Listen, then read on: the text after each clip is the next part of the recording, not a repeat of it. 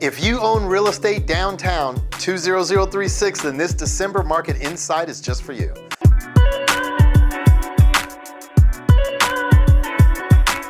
It's me, Melvin Yates, your neighborhood real estate broker with EXIT Flagship Realty. And in this month's Downtown DC Real Estate Market Insight, we'll focus on empowering you with the real estate facts and data, no fluff.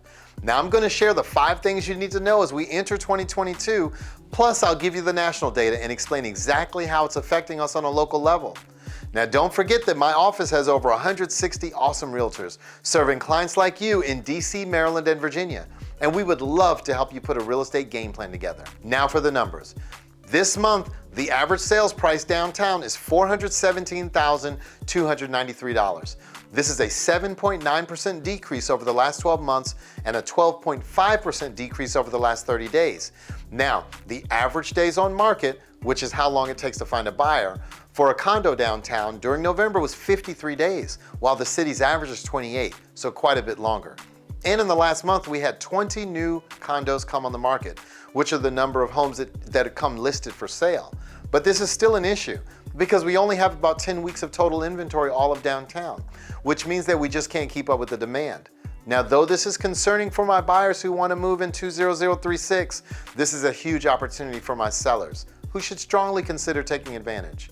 As far as home sellers who accepted an offer during the month, otherwise known as pending, there were 18 of them, and they accounted for 90% of the 20 new listings that came on the market. Now, there were 16 condos that ultimately did sell during the month of November, all of downtown 20036. That's up 6.7% over last month and up 23.1% over last year. So as the data shows, it's simply supply and demand issues that we're having. My agents have lots of qualified buyers who want to buy right here downtown 20036, and they're willing to pay top dollar. I just need more condos for them to buy. So if you're thinking about moving up, moving down, or maybe moving away, that perfect time could be now, and it could be your time. Now, before I jump into the national data and explain how it affects us locally, feel free to text me an address, any address, and I'll shoot over a free market analysis on that specific home. Or you can schedule a confidential strategy session with me or my team using the link. Of course, you can call or email me anytime. I also want to thank the hundreds of thousands who watch my market insights and other informative videos, and the tens of thousands of families who have been able to benefit in some way from the information, and the thousands of clients we've served over the years. I will continue to work at being the most educated advisor on real estate topics in DC, Maryland, and Virginia. So when do most listings come on the market? In a normal market, it would be the second quarter of each year, the spring real estate market, typically April, May, and June of every year. But the reality is that the market right now is anything but normal. The pandemic and coming out of the last couple of years is that the seasonality of traditional real estate has kind of been thrown out the window. So we'll start here. Home sellers have historically moved when something in their lives changed, a new baby, a marriage, a divorce, or a new job. Now this comes from Jessica Lautz, the Vice President of Demographics at NAR, National Association of Realtors.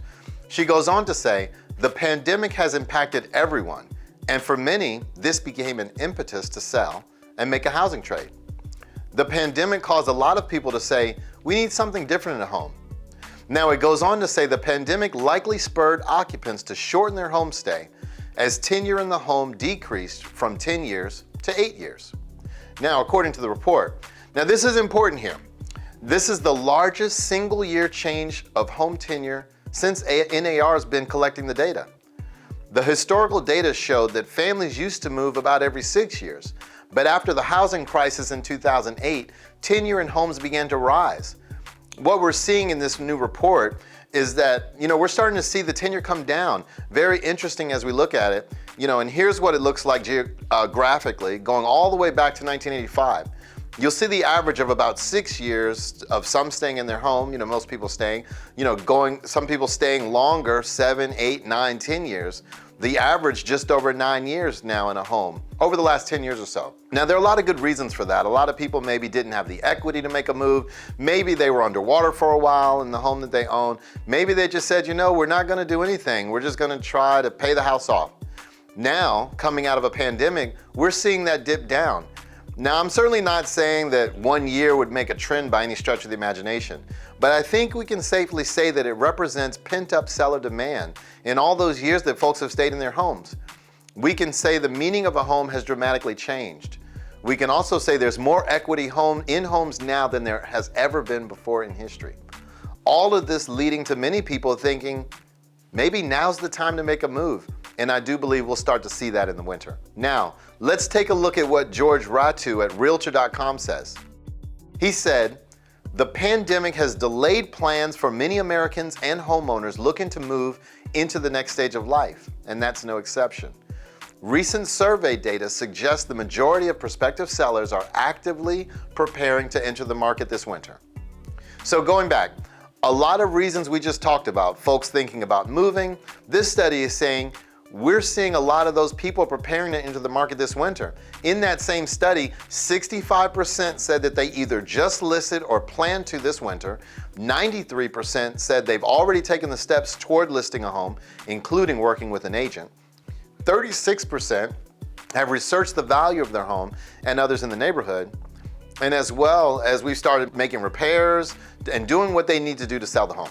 I think today in this market, being prepared, being educated, and taking action, if appropriate, is what I want for you. Now, Danielle Hale says that this new listings have risen now for the second week in a row, with this recent survey data suggesting that a growing share of homeowners and potential sellers are eager to find new homes. Now, there's reason to believe this may be the start of a welcome trend, especially as we move into cooler months.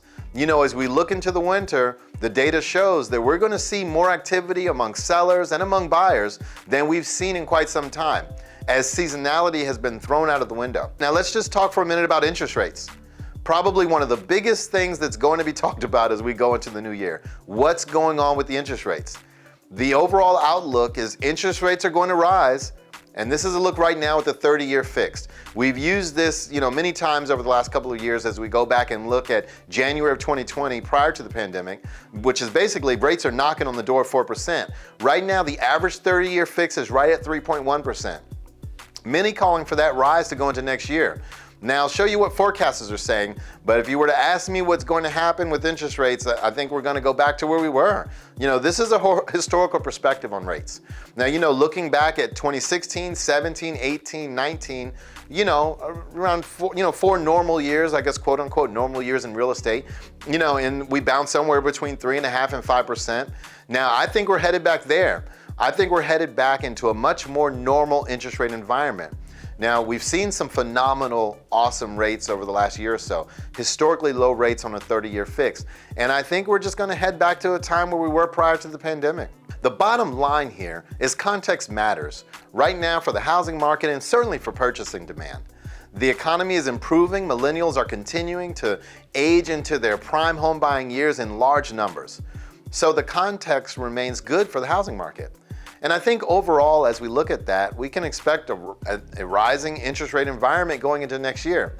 Now, I don't see that affecting the housing market dramatically, but it will cost more to buy a home in the coming months and years.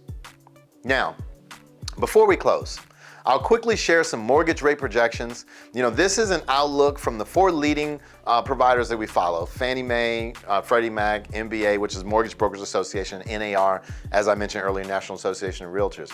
And what they're saying, sometime between the middle and the end of next year, forecasting between 3.5% and 4% in the average 30-year fix. So it is definitely going to cost more, I think.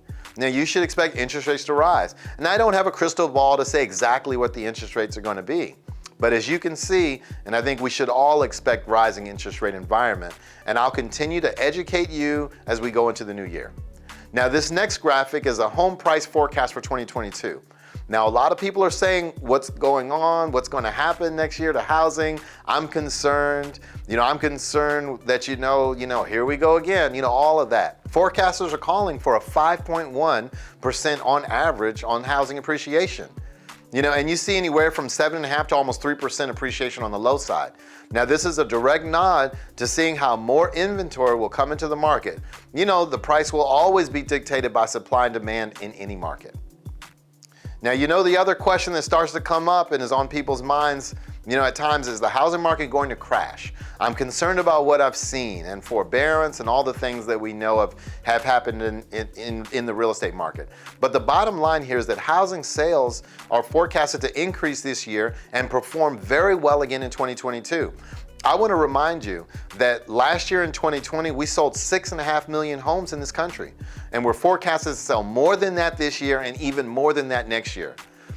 Which basically leading for the past 2 years, phenomenal years in the real estate market and a very, very good next year as well.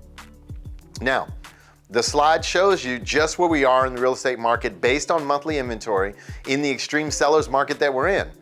Thinking about selling your home, there's literally never been a better time. And I know I sound like a broken record, but this graphic just underscores it and underscores it going all the way back to 1999. What does the market look like? And it's been a great seller's market for those who have decided to sell. Now, the last question that I'll kind of address on these slides is that if you're a buyer saying, I don't know if I want to buy at the top of the market. When you look at price appreciation, it's certainly not at the top of the market, but I know that it may feel that way. For my sellers out there, if you're saying, if we sell, we're going to have to pay more for another home. That's why I've laid out the appreciation forecast, so you can see for yourself. Pay attention to the data. Now, the best time to buy a home is this year, and the best time to buy a home, the next best time rather, is right now. And this was a survey done by the Home Price Expectation Survey. Based on this year, all the way forward to 2026, buying a home, average price home, what appreciation is at stake by buying now versus not buying now? $111,000, just over $111,000 in real appreciation over the next 5 years. So as a buyer, helping you see what's at stake is part of my job. Now, I know you guys are seeing things in the news and hearing things from friends and family. Please know that I will continue to be your rock for all things real estate, giving you the facts and data, no fluff. So if you're thinking about moving up, moving down, or maybe moving away, your time could be now. Feel free to text me an address and I'll shoot over a free market analysis on that specific home, or you could schedule a confidential strategy session with me or my team using the link. Of course, you can call or email me anytime. Thanks.